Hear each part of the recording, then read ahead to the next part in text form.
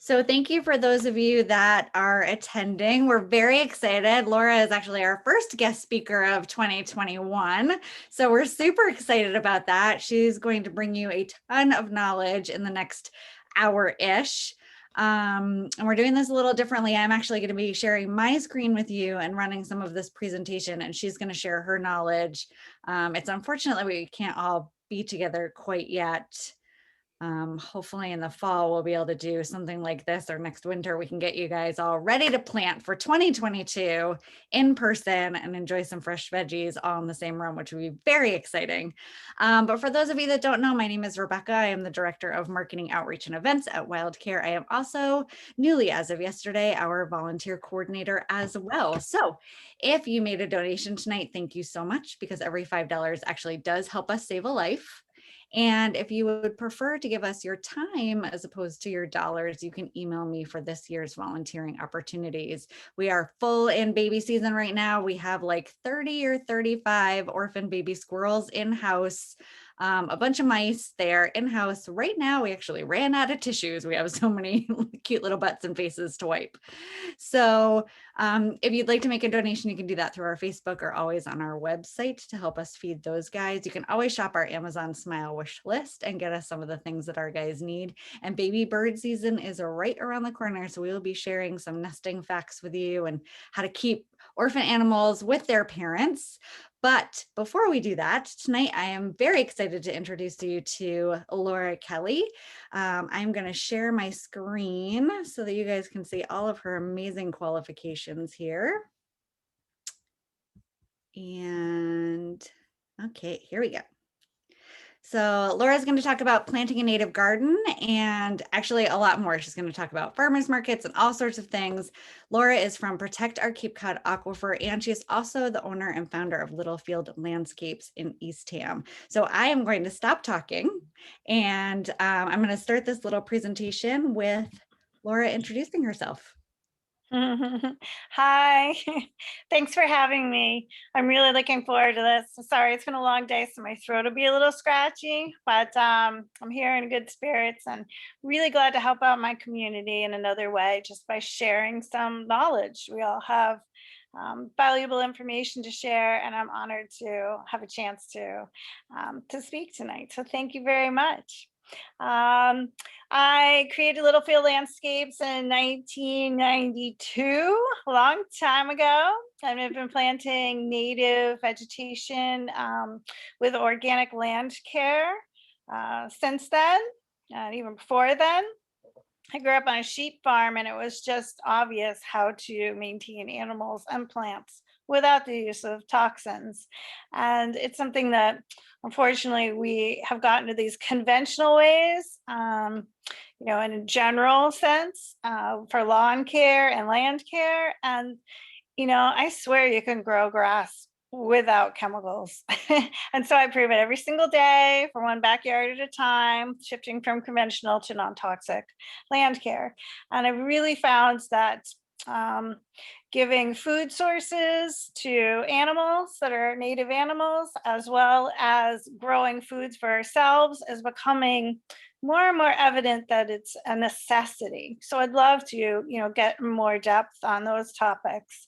But here's a little photo of me. In articles, local articles, I really like to educate and share knowledge. And I think that's the best way that we can communicate. And communication is the key to success. A lot of people don't know, what other people know. So the best thing we can do is put it all on the table and share what we have. So this is just a great platform for that. Rebecca, could you read that pledge? I can't quite see it. I sure can. Actually, I can move us over here. Okay, great. There's a little segment that I've come across that I think just will set the scene for today's talk. So I pledge allegiance to the earth of our beloved solar system and to all of her creatures, for here they dwell, one planet, united in harmony, with universal love and compassion for all. So this is something I like to read in the beginning of radio shows or TV shows. And so I thought I'd share it with today because I really think there's more for us to think about than ourselves. We're here as equals on this planet with plants and animals. So it just sums it up for me. I think that's great. Thanks. Next slide would be great. Thanks, Rebecca. Sure. So plants and edibles, can you believe the types of food that we can actually have here on Cape Cod without the use of chemicals? And I try to really exercise the growing seasons and grow. Obviously we have, June, July, August, September, sometimes into October, and that's it. So it's really time sensitive for us to grow food here on Cape Cod. And I'm really getting into preserving and how can we keep our food that we grow fresh in the summer into the fall, into the winters. And I've done little exercises. I kind of play with myself, and I've grown 25 different types of tomatoes here and fortified a couple of restaurants and really kind of blew up and got big. It was so much fun, but it's some work harvesting and maintaining and such. So the best thing that we can do, I think, is learn how to sustain ourselves, learn how to live more of a sustainable lifestyle than we already do. And growing food is the greatest thing that we can do to take care of ourselves in the future. If you could just have some pots on a deck and put in a tomato and a basil, then keep water every single day if it's a hot place, and if it needs staking, stake it up. Like, practice growing food, because I really believe there's going to be a time, a place, a situation where we're going to need to know how to take care of ourselves more than we are right now. Right now, we can just go down to a local grocery store and we've got things out of season. We got things from around the world here. I mean, the world's our oyster. We're fortunate, really.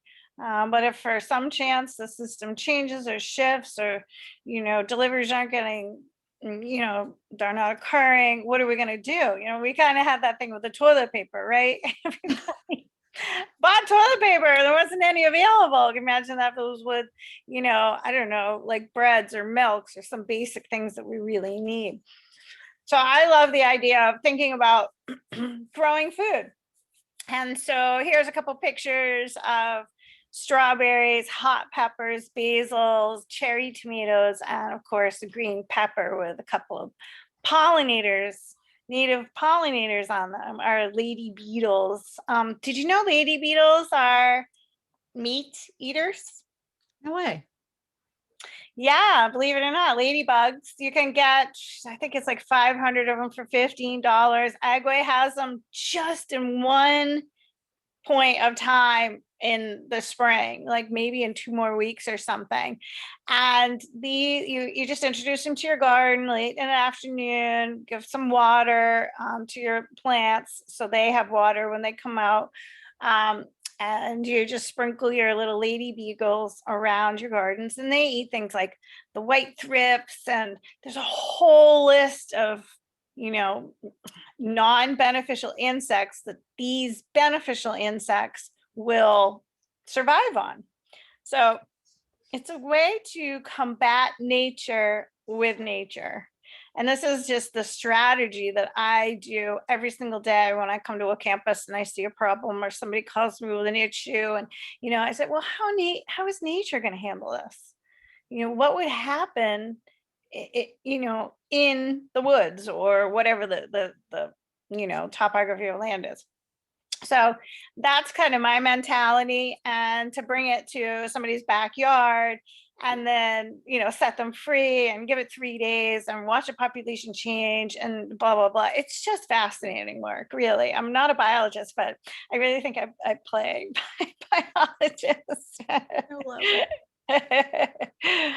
So the best thing we can do, I really think, is even if you don't have land, get some pots, and experiment on growing food, because it's fascinating. It's the flavor. You'll be so surprised. You go buy a tomato grocery store and you grow your own tomato, and we literally have blindfold tests. It's incredible. It'll make you want to grow more.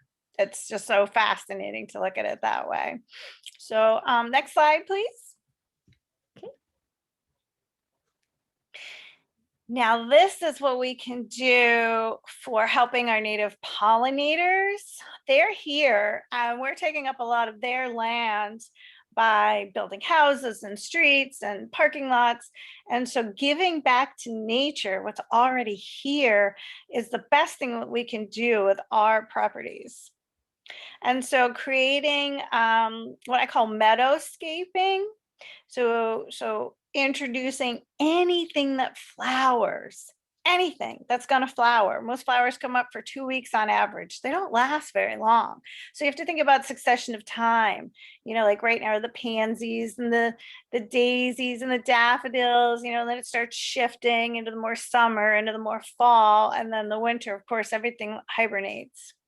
So if we could, for 3 seasons, have 3 seasons of food sources for our native pollinators, that's the game plan. And that will bring in, the honeybees, of course, but there's also other pollinators, right? The bats at night, they pollinate. They're the nighttime pollinators. Right. And then we've got butterflies, of course. They're really slow and they kind of bounce around. Bumblebees are fat and just lazy compared to the honeybee. So I'll get into that a little bit more detail. But for planting, cover crops and ground covers and meadowscaping, things that, are going to be, native to our neck of the woods and reseed themselves either biannually, which would be 2 years, or perennial, which would, you plant it once, you never have to plant again. It's going to reseed itself, and grow bigger and larger and be healthy and happy. That's, I think, one of the greatest things that we can do here as people on our land to keep our pollinators alive. So think about them when you're, if you got a lawn, give some of your lawn to yourself, which would be edible food, and to your native pollinators, which would be meadowscaping. It's the greatest thing we can do right now. Next slide, please. So, I love it. This was in, let's see, the 90s when I was really gardening a lot. We used to get stung by honeybees all the time, and it just wasn't anymore. And I said, geez, what's going on? And so I went to Barnstable County Beekeepers Association, became a local beekeeper. I took my mom to school with me. We went to bee school, and we were the newbies. And 20 years goes by before you know it, time happens. So it's really incredible to build your own hives and introduce bee packages in your own backyard. I learned so much from the value of the honeybee. Just the queen is just so fascinating, of all the tribes and prides and flocks and schools on this planet. The beehive is the most, they say, efficient communicators on Earth. Wow. She has the ability to communicate. Now, in a healthy hive in the summer, there's going to be up to 75,000 bees. And she can communicate with every single one. And it's through their touch, their tongue, their wings. It's just this fascinating, symbiotic relationship going on with the bees in their hive. So please do your own research, become a backyard beekeeper. Another great thing we all can do. It's to get the suit and all the tools in the hive. It starts around $500. I always say get 2 hives. You'll have 2 separate queens, and they're going to be 2 totally different moods. They're completely different. It's like two different cars, but you're doing the same things. It's just fascinating to me. And that's nature. It's just natural, you know? So becoming a backyard beekeeper is, you know, I think it's really easy and fun because they do all the work. You just set it up and let them go. You visit them once a week just to make sure there's no mouse inside or something bizarre going on, you know.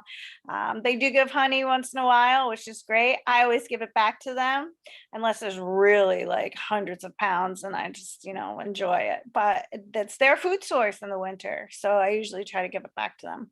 So it's just a neat thing going on. Barnstable County Beekeepers Association, please get in touch with them Tuesday night, once a month for 6 times. You'll know the life cycle. You'll know, you know, how to feed them, how to take care of them. You'll know everything, all the equipment, and be able to build your own. So something that we all need to think about is inside our houses, because we have these septic systems that are Title V. I'm sure you've all heard of that. And what do? They leach. It's a leaching field. So there's no actual filtration systems in our septic systems. So everything that we introduce down our sinks, whether it's a shower or kitchen sink or even laundry, will end up leaching out the leaching field and potentially getting to what, downstream. Do you have a pond? Do you have an estuary? You know, water table, what's the depth of your drinkable water source? So it's something to think about for the worms, the microorganisms, and the bees.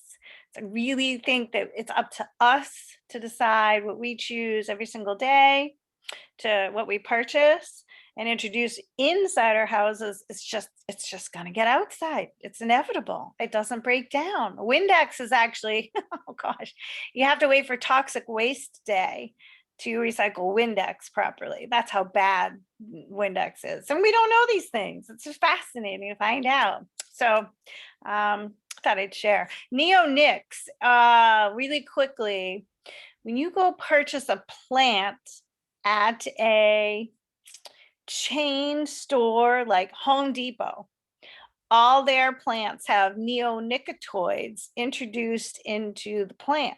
A neonicotinoid is an insecticide. So the big thing is, hey, bring this plant home, plant it in the ground, and don't worry, no insect will harm it. You're not going to have the thrips or the, you know, whatever it is. Well, that sounds all well and good. You buy the plant, you plant it outside. Guess what? Native pollinators are insects. We're killing our own bees. So anything that says neonicotinoids, we call them neonics. Just don't purchase it. Don't bring it to your land. Don't introduce it to your grounds. It's your choice what you bring. And we have choices. We have both gamuts. We have both sides. I'll get into more details about what I choose and what I can share with you from our community. So next slide, please. Oh, yay. So there are plants that can deter our pests. Instead of calling a company and having pest controls come over and spray your whole property for mosquitoes every other week or something, you can plant plants that will deter your pests. So there's all sorts of, you know, studies on this. You can Google for quick, you know, learning and books, et cetera, et cetera. So here's just a couple of them. Rosemary. Now, when you're there with your rosemary plant, you've got your rosemary outside, you've really got to take the plant and rub it in your hands and get it so it's sticky, that oil. It's literally the essential oil from the herbs. And if you put that on yourself and your clothes, then you smell like the rosemary. Then it is at that point that, you know, maybe a flea or a tick will come by and it'll smell you and it'll turn right around and go away. So it's called deterring pests. We're not killing pests, because a lot of times when we kill the bad, we're killing the good. So I don't even go down that road. I figure out another way to protect ourselves from mosquitoes and, you know, other pests, things that are pests to us. So please plant plants in places like put a rosemary or a lavender in the middle of, in a pot on your favorite table, and just rub it when you come by it and keep the mosquitoes away. It's fascinating. Isn't that neat how in nature you can just, it's already working. It's already naturally happening. We can do this in our own properties. So what I'm really hoping to do is that we all can get more involved with our community, and sharing information is just education. These here are lawns, right? Some of them are typical lawns, like you see on the right with the with our dandelions. Now, this to me is beauty. Do you know that dandelions are one of the first food sources for pollinators?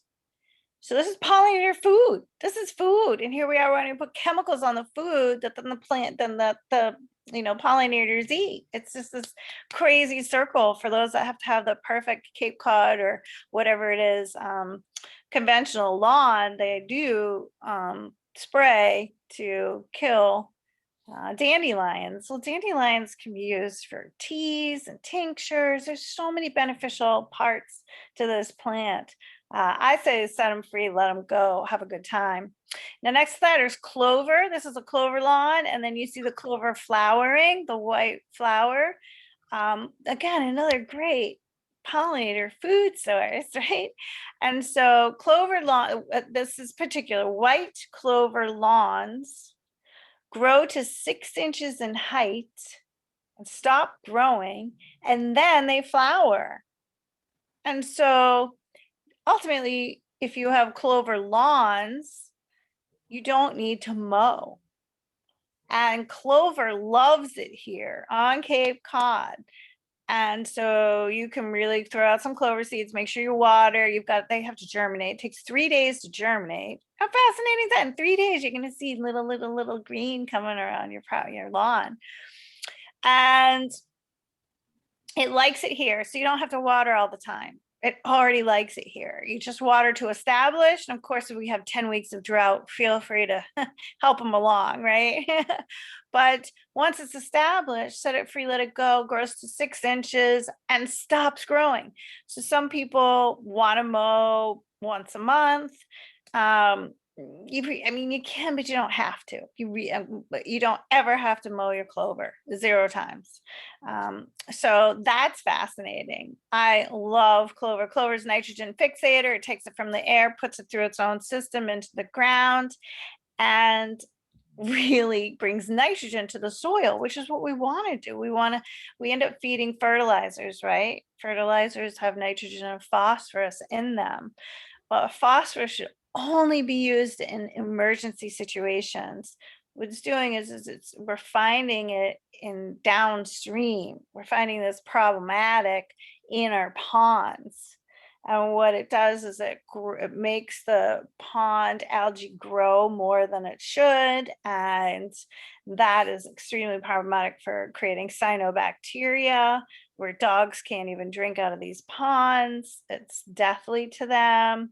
And so it stems back to our fertilizer, specifically our nitrogen or phosphorus use. So if we could have clover lawns, instead of introducing nitrogen to our lawns, 6 and 8 step programs every year, like this is the direction we need to go in. We need to think about what we're doing. There is an effect. There's a action for our reactions, right? Or there's a reaction for actions. You know what I'm saying? To the right, there's what the map of the lens is. This is really interesting. So what's the depth to your drinkable water? Where do you get your drinkable water? Do you have town water? Do you have well water? How far away is the water that you drink?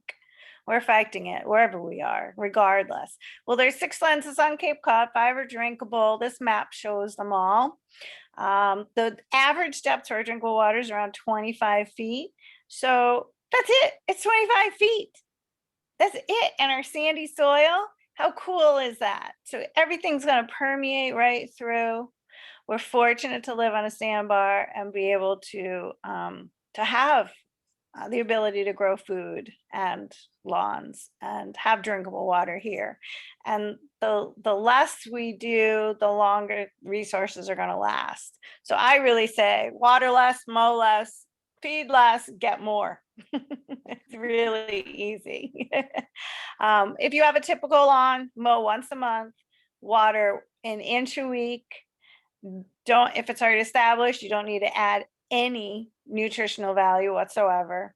If it's a new lawn you're looking for, there's a way to establish it for a couple of weeks and then wean yourself off and set it free. It needs to be able to sustain itself and not have us continue to be, giving it the silver platter all the time. Like, here, water every day, mow every week, feed every other week, or whatever it is, once a month, whatever your protocol is. That's way too much. Like people say, on Saturday, I'm doing all sorts of these house, lawn chores, and my garden's this, my lawn that. You don't have to be a slave to your property to have a beauty by nature. And lastly, I think that last slide is our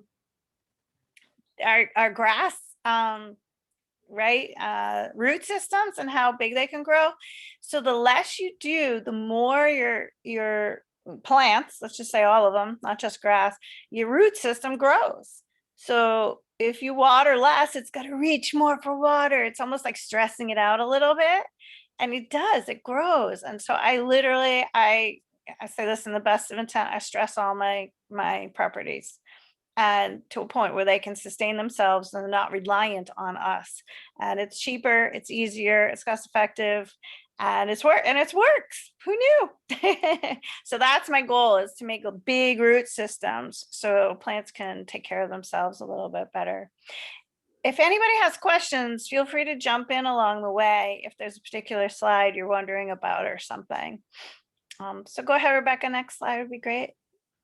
Thank you. Where do you get your food from? It's really a big deal because you're spending your money, and your money is your vote. Where you spend your money matters. Please go to local organic farmers markets, support our locals. Do you know how many cool farmers we have here on Cape Cod? I mean, we're so fortunate that people want to live here and grow food here for us and share them, then they harvest, they go to the, Orleans Farmers Market is my favorite place to go. It's Saturday, every single Saturday, no matter the weather, all winter long. They've been out there from 11 o'clock to 1 o'clock every Saturday, bringing food to feed us, local roots, mushrooms, honeys, a couple of people actually putting soups together and salads together. And then there's things like the best laundry detergent that when it goes down your drains will not hurt a microorganism in nature.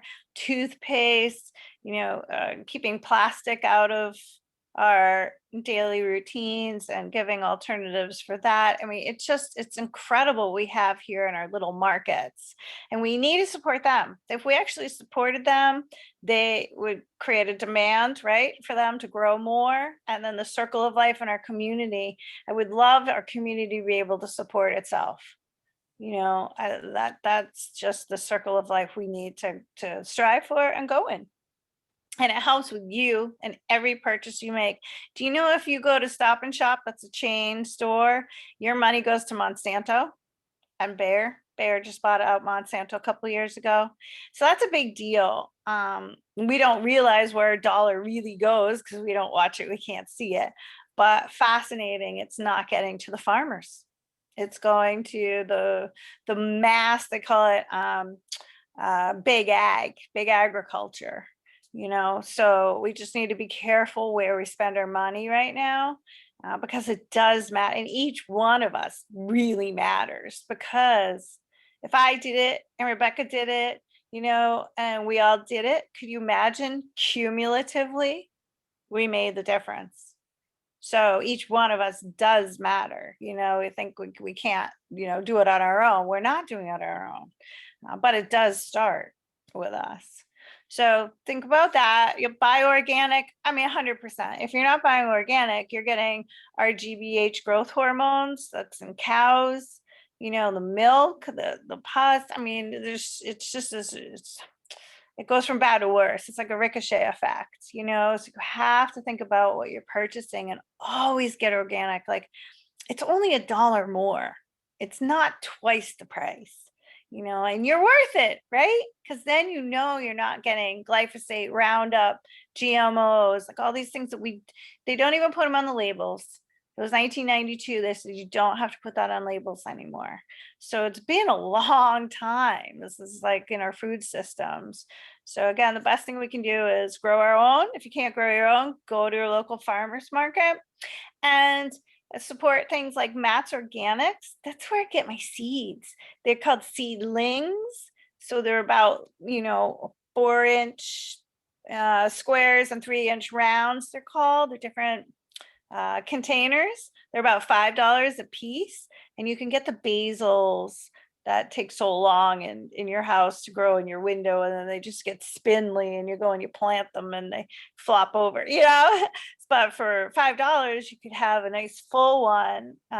They open on May 1st. They're in Dennis. Matt's Organics is a really small, but boy, do they produce. I think they have 4 hoop houses, 3 active at a time and 1 growing little seedlings, and they'll have 100 different types of tomatoes to choose from. So please know you only can go home with like 5 or 10, whatever your magic number is, and try to stick with that, because I've come home with 15 and then I'm like, when are we gonna put them? It's really fun. So I really support Matt's Organics because they are organic. Go to Agway and it's borderline, so those are things. I mean, I love Agway, don't get me wrong, we go there for fertilizers, but then the other place I really had to say, have you heard of High Mowing Seed Company? High Mowing seeds are really hard online right now because everybody's bought them out, but these I just got at Orleans Whole Food Store. There's a rack. I think they're $2.75. And I got some really fun things like beets that are like got white circles and rounds and stuff. And then these are carrots that are purple. Wow, I'm so excited to grow these this year. So seeds are a big deal. Good luck finding them. But if you can't, go to Matt's Organics. Okay, next slide. Please and thank you. How are we doing? Oh, this company is great. This is Pure Solutions is out of Chatham. Now they are the company that if you do want help on your land with mosquitoes, they'll come by with a backpack sprayer with the rosemary essential oil in them to deter ticks and fleas. Sorry, not mosquitoes, but rosemary is fleas and ticks. But it's not very expensive, maybe $50 to $100, depending on the size of your property and where you want it. Like if you want along your driveway to your front doorstep to the out back or something. And you do a 3-week cycle. And that actually, how fun is this? If you did the mosquito recipe, you're actually aiding in the population of mosquitoes on Cape Cod. And it's, again, little money, and it's your yard smells like peppermint. It's so much fun. It's like, wow, it's just effervescent. And they come close by and they turn around and go the other way. It's deterring pests, where the pollinators will go to, the mints, no problem, and continue to forage from them and pollinate them. So that's fun. Site 1 is out of Dennis. Site 1 is where I get fertilizer. So again, they have organic. That's where you get seeds in bulk. That's where you can get your clover. That's where you can get your lawn seeds for Cape Cod. The good combination of seeds specifically for Cape Cod if you're going to do lawns. Site 1 is excellent. Nobody's ever heard of them. They're just like more of a warehouse situation. Call them ahead. and place your order, and they order it and they call you when it's in, and they just throw it in the back of your vehicle, real easy. But this is just as, it's the quality, right? We need to think about quality, and this is a better quality than Agway. You go to Agway and a lot of times their seeds are coated with a fertilizer or an insecticide. You don't want any seed to be coated with anything. If you have an insecticide, you wait for the problem. If you have an insecticide problem, then you deal with it. Which insects? Not all insects, you know? So it's just getting a little crazy out there because everything's legal. More is better. And it's just not like that. We've got to think about what is good and keep it good, and what is natural and keep it natural, what is safe and keep it safe, and not just, you know, every virus, you know, get something for it, every bacteria kill it, you know. No, we need these things. These are keeping us alive. We need the fungus. Are you kidding me? And goats. I love our little goat photos. They're cute. So it's my friend Stacy's goats. She's got 24 goats in the Barnstable area. And if you've got things like poison ivy, you know, taking over or whatever, goats have been incredible. The eaters, they love it. You know, they love the natural vegetation here on the Cape, the native stuff that takes over your property. And instead, again, instead of having poisons, there's natural ways that we can eat away that's things that are bothering us. So keep that in mind. You can always reach back to me. That's Stacy Reeves out of Goat Green, Cape Cod. And she comes to your land and brings a couple goats, and in 2 days it looks a little different. Let me tell you, they're hungry. It works. And above that is a tank. How fascinating is this for thinking about you know, ways to filter out our waters? So I say, in your house, right, you have water. If you do not have a filtration system, you are the filtration system. We have got to think about what we're drinking. We don't even know what we're drinking. There's not enough tests happening fast enough. Where PFOAs and PFOSs were just found in our drinkable water source. Don't worry, they're 20. Well, 25 is the limit. That's too close. And that was in December. What's going on? You know, so in the meantime, we need to learn how to protect ourselves. We need to learn to, you know, take care of ourselves. Do we wait for science for 7, 8, 9, 10 years before we protect ourselves? Not going to be that person. I'm going to find a natural remedy along the way.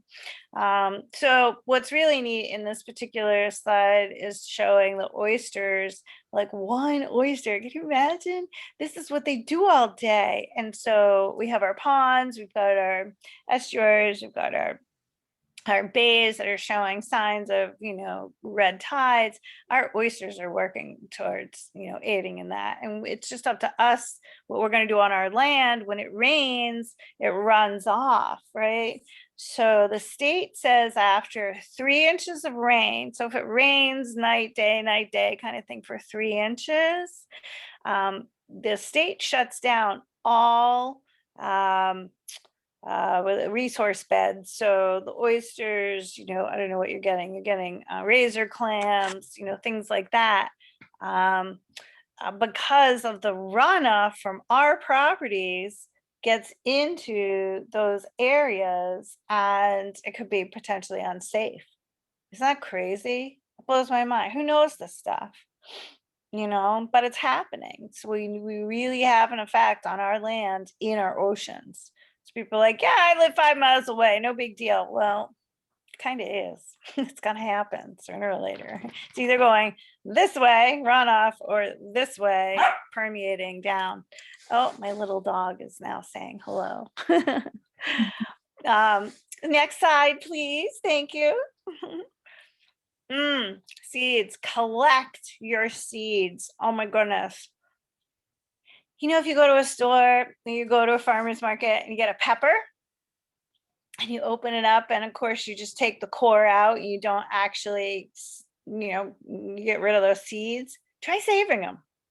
Put them out on a paper towel or something. I don't have paper towels. I have cloths. Put them out on a cloth. Let it air dry overnight. Move them around. Make sure they're really, really dry, like really dry. Put them on a plate. They need for 2 or 3 more days out of the sun, really dry. Then put them in a little plastic baggie. I mean, of course, I've got the wax bags, and then label it what it really is and date it and put it in your closet. Bam. You just saved, I don't know, 50 maybe green pepper, the bell pepper seeds. So we've got to learn to save our seeds, because if you're ordering right now online, it's like everybody's like, I'm trying to get what I want, but I can't even get it. Well, if you can get it at a store and it's non-GMO and it is really organic, save your seeds. Now's the time. And water, save water is the other thing. When it rains, I mean, it's happening naturally. We've got to not take these things for granted anymore. If it comes on your roof, how cool is that? Right? That is so cool. I mean, I think so. It tickles me. What kind of roof do you have? I mean, there are those types of people that are going to ask the specifics, like, well, if I have a tar roof, should I feed my tomatoes? Yeah, you want to really do your own research, and it's whatever you feel comfortable with, what you're going to eat. If you go to a restaurant, it's all conventional food anyway. So, we choose our poisons, right? So save your water and use it. It's a big deal. We're lucky to have it. Okay, next slide. Hi, Ellie. What are you doing? Oh, little Ellie. Hold on 1 second. Is there something here? Okay. All right, I'm back. I have to be a mama. Glad to be a mama. So there's so many more things to talk about, I'm sure. How's our time? We're pretty good. We're good. And so just to tell you a little bit about these, I've created Littlefield Landscapes, 1992. I'm the 11th generation, born and raised Northside East Dennis, grew up on a sheep farm, and we can grow our own food here. That's how I grew up. And so I'm kind of reverting back as I get older to realizing it's possible. We can do this. Why aren't we doing more of it? Let's do more. Let's do more together. Let's, be with our fellow farmers in our communities and grow as much food as we can. I mean, when did grocery stores start to happen? 1950s. So grocery stores where you have all sorts of products. You can have the milk, the bread, the cheese, and the gasoline all at the same time. It's like, what? And so that's when convenience stores were created. And so it was prior to that I would grow the tomatoes, you would grow the peppers, somebody else would grow the basil, a neighbor, and we would get together and share our goods. And that's how things were. That's how things were every day, so it isn't until we had convenience stores that things started shifting and changing, and we didn't really need to grow for our neighbors and each other and ourselves. So that's what I'm trying to do, is share that knowledge that it really hasn't been that long since we've been introducing chemicals to our food sources. In order to grow food, you need glyphosate, and that's not true. You don't need Roundup to keep the weeds down. It's showing up in our foods, and so I would shift one backyard at a time, conventional to non-toxic. And I really got together with lots of local friends, concerned citizens, and we created POCCA, Protect Our Cape Cod Aquifer, where we were educating now on state level, towns. How many towns on Cape Cod? 15. And we're going to all Cape Cod towns. Martha's Vineyard, we've also got involved a lot through the years in Martha's Vineyard. They're listening and shifting and changing. Our latest big ask, it's not latest, but a couple of years ago, was asking towns to volunteer not to use glyphosate products on any town-owned land. Big deal, huge movement. Big ask. The towns really got involved. They were writing their own words, their own specifics, from dates, maybe April 15th to October 15th, just fascinating to see when you ask something of our local governments, again and again and again, persistence, what are they going to do? I mean, this really protects our children on school grounds, golf courses, parks, walkways, bikes, trails. I mean, there's just so much land that the town owns, beaches, town halls, libraries, where kids go. And we need to think about them. If we're not doing it for ourselves, we're doing it for next generations. And so it's POCCA, Protect Our Cape Cod Aquifers, turned into, yeah, we got to think about our drinkable water, but also think about ourselves and our future. I'm the 11th generation born and raised here. I want to set this place up for the next 11 generations. I hope it happens. And it's really going to be up to the decisions that we make today and how cumulatively, as a community, we really come together and work together. And everything that we purchase every single day, a gasoline, a restaurant, it really, your dollars, your vote, it matters more than we realize. We don't know where it goes. So keep these things in mind, because it will make a difference to the pollinators. And the pollinators are not in our food chain, but they keep everything in our food chain alive. How fascinating is that? Kind of freaks me out when I look at it that way. So honeybees worldwide are not comfortable. They're dying.